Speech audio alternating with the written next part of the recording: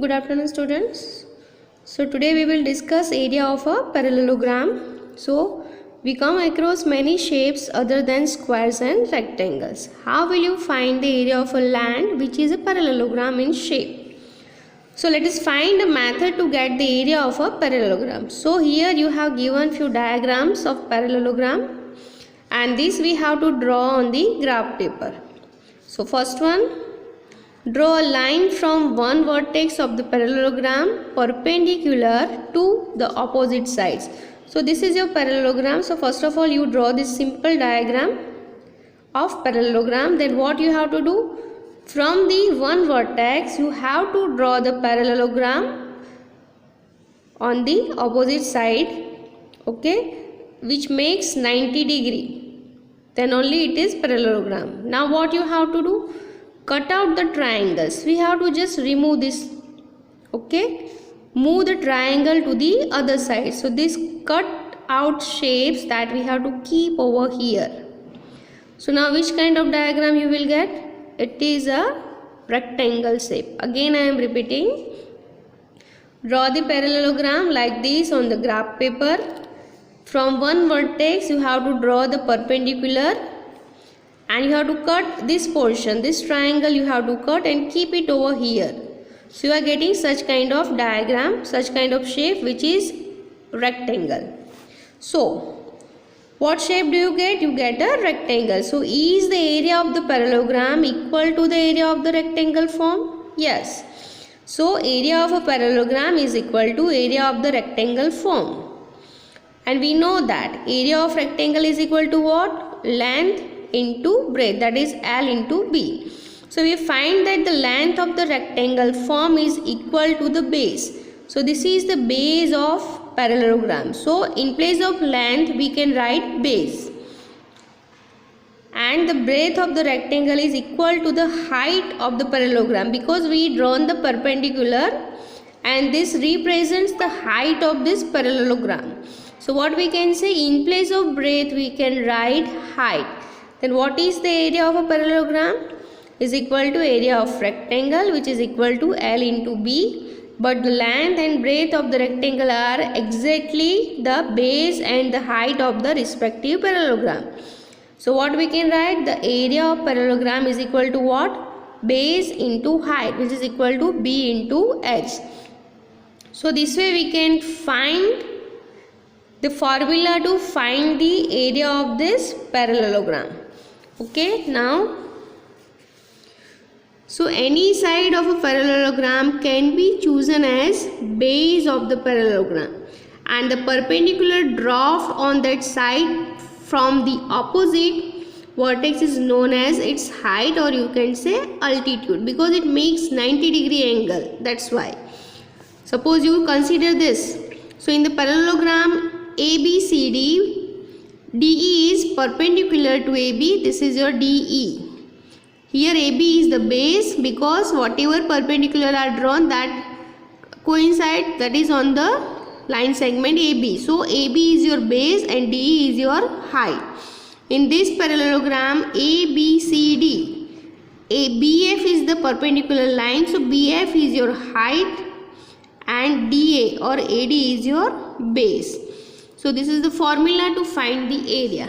Now you have given some diagrams, that is on figure 11.12. What you have to do? Here you have given the base and height.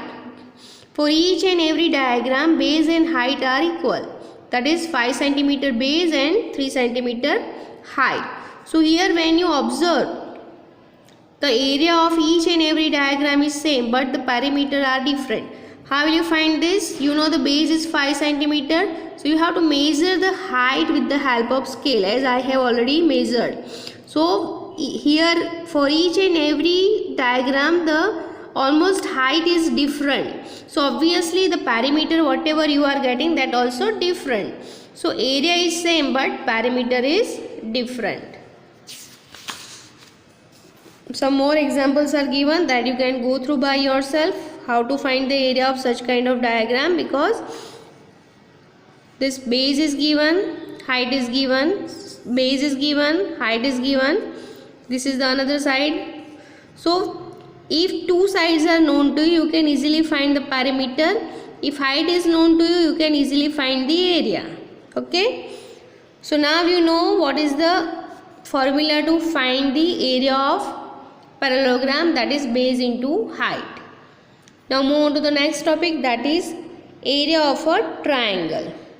So a gardener wants to know the cost of covering the whole of a triangle garden with grass. In this case we need to know the area of the triangular region.